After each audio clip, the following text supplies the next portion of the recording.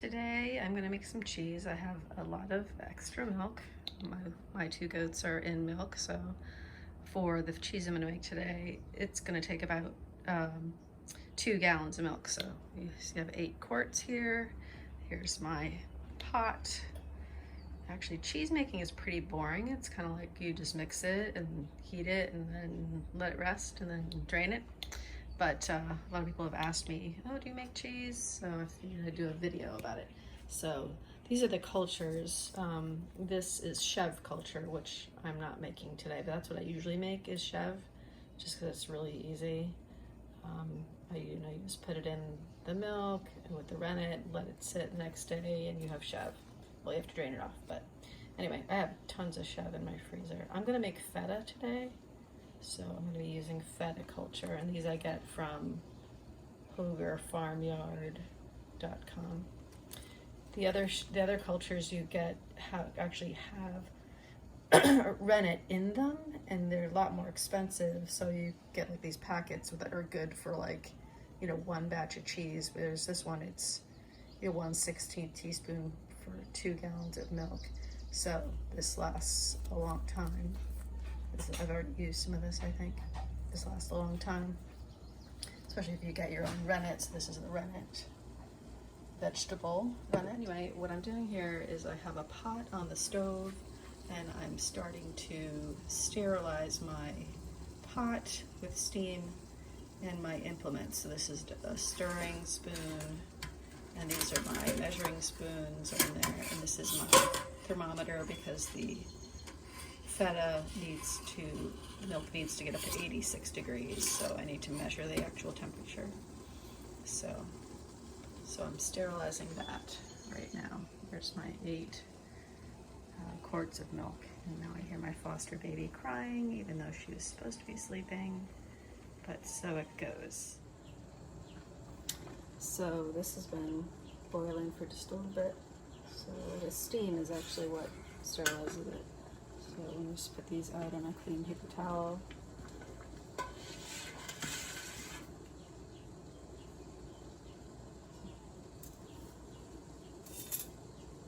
Pour off the water.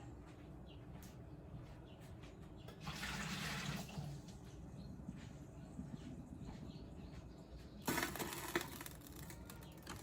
this way down. Goat milk is kind of actually naturally homogenized.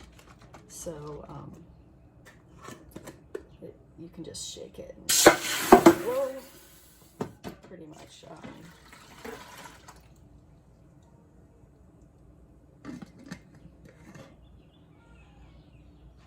mixes.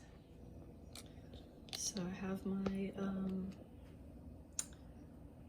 2 gallons of milk on my stove. It's at like low heat because I just have to bring it up to 86 degrees. I believe the recipe says. So I'm following this recipe. I'll show you. So this is mild feta. This is the recipe I'm following. This is a book I got from, it's called The Cheesemaker's Journey. So it's got really good, simple recipes, like easy to follow recipes. Some, they're kind of rated on which one's hard, which one's easy. So down here it says, easy scale 1, and then they get harder as you go along. Easy scale 2. So feta, mild feta is easy scale of 2. It's not difficult at all. Anyway, so I'm going to put my thermometer in, take the temperature of my milk. It's actually a meat thermometer, I know, but it works. And I can sterilize it easily. So I'm going to put that in there. So it says to set it for 86 degrees, so I'm setting my thermometer for 86 degrees, so when it reaches it, it will set off an alert, temperature alert for me, so I don't have to sit there and look at the thermometer. That's why I like using the meat thermometer. That way it'll just tell me when it's reach the temperature it wants.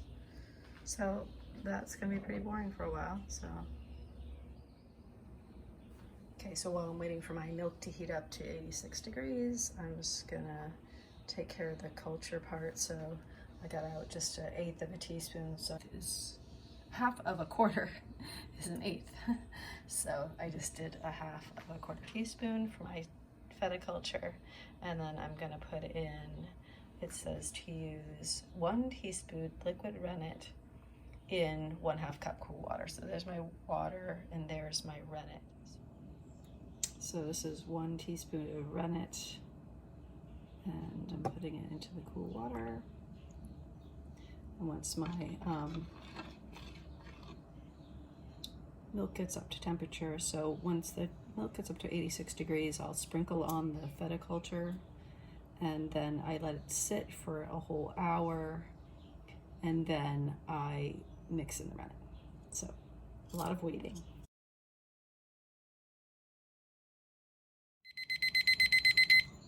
Okay, so my milk is now at 86 degrees, a little over it went off. So I'm gonna take my culture and just sprinkle it. Actually, I'm gonna take this out first. I'm gonna sprinkle in the culture. Actually, it doesn't really sprinkle. And stir it in.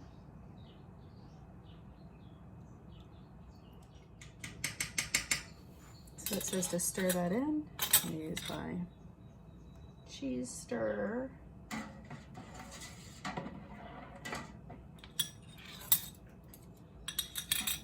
Make sure it's all mixed in.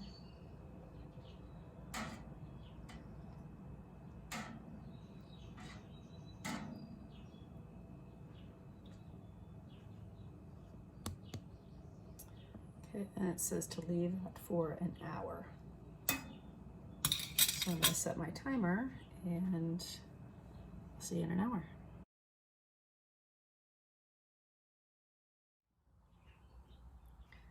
Okay, so the culture has been sitting in the milk for an hour now.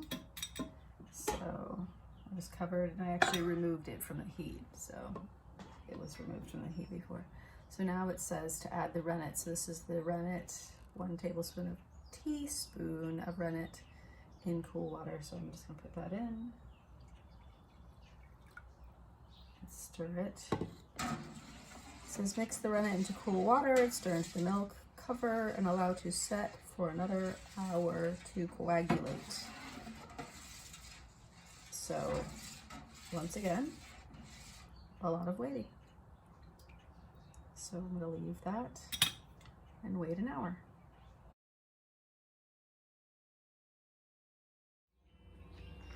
Okay, so this is after an hour.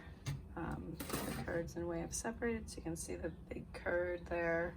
That light stuff is the the whey, and that's the big chunk of curd. So it says to cut the curd. So you're supposed to cut it like into cubes. So I'm gonna cut it.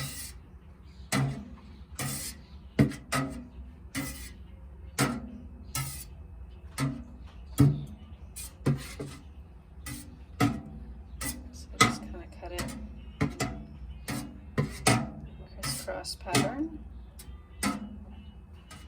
So that's cutting the curd.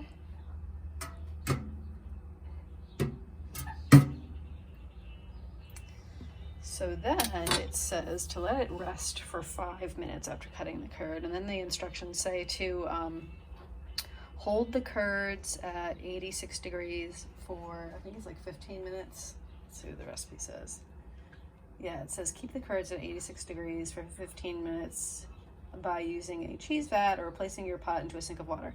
So I just put it back on the stove because it's probably not much cooler than it was before, actually, because I just put it off to the side on the stove, so it's probably not that much cooler than 86 degrees. So I'll put it back on the stove, make sure it, is still 86 degrees, and keep it on very low, or I have a keep warm element on my stove, so I'll just put it there and leave it that way for 15 minutes. I'm supposed to stir it to keep it from sticking together.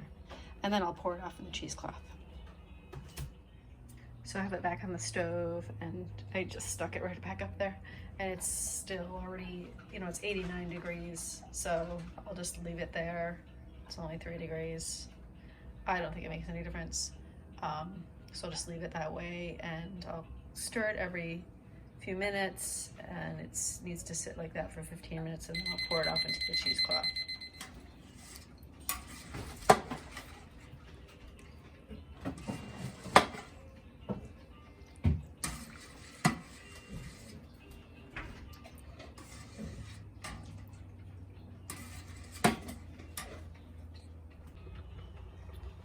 Okay, so once the curds are done cooking, sort of, I will pour off the curds into this colander. So you put a bucket underneath it because you want to keep the whey. And then I have a colander which I will line with this cheesecloth. And the cheesecloth is, it's not like the crafting kind, it's like really pretty sturdy. It's not like, you know, that weave stuff that where you can just like stick your finger through it. It's really pretty thick, you know, tight weave actually. So I'll spread that over the colander and pour off the whey and the curd into there. First I'm going to pour off a bunch of the whey into this bucket.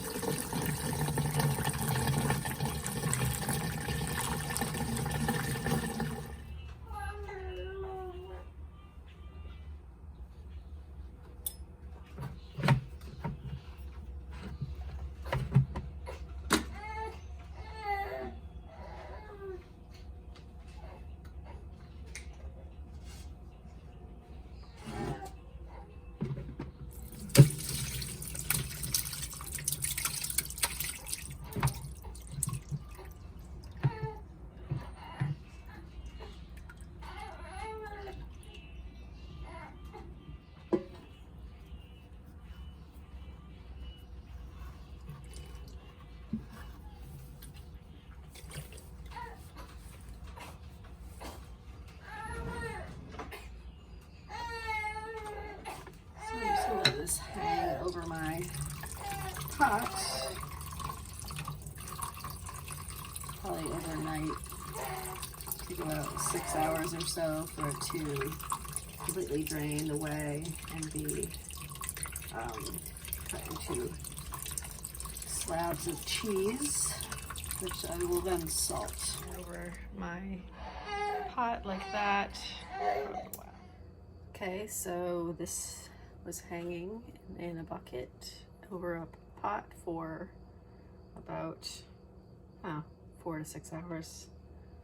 Just hung it and then ignored it and poured off the whey that kept accumulating. Okay, so this is the curds that have all dripped off all the whey. So this is my cheesecloth, which I will wash. And then you cut the curd into chunks that are about 1.5 inches or so thick. So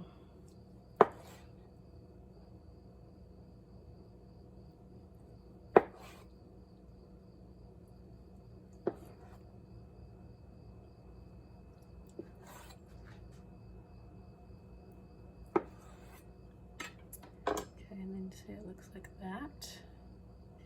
So then you salt it lightly.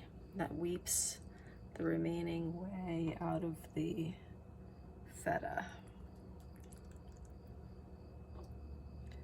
And I did wash my hands. They're COVID clean. Okay, so that's that. Don't fit in here. So this is what I'm doing. I'm putting them in this plate. So you can put them on a plastic plate or a ceramic plate. So we put that there. So then you salt them. So I have, I just use kosher salt. There is like cheese salt, it's called. So I just use kosher salt. And then I'll put a cover on this, and just every few hours or so I'll sprinkle a little more on them. It says not to do it too much because you don't want really salty. So I just lightly salt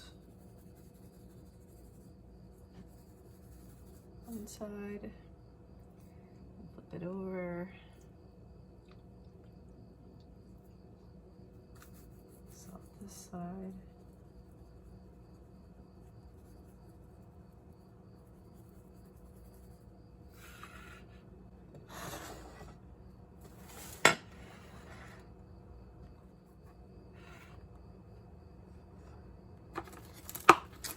I'm just going to cover these with plastic wrap so that nothing decides to land in there.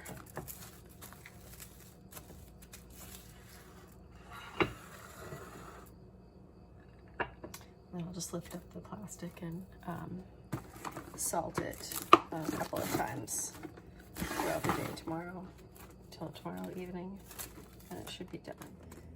So here's the cheese. I've salted it a couple times today. So this is feta. So then it says to refrigerate it and let it age for 5 to 7 days. So I'm gonna put it in this little container and let it sit in my refrigerator for 5 to 7 days, and then I will have feta cheese. And I'll probably actually, because I have 2 things here, I'll probably freeze some of it. I'm gonna freeze a couple of chunks for later use.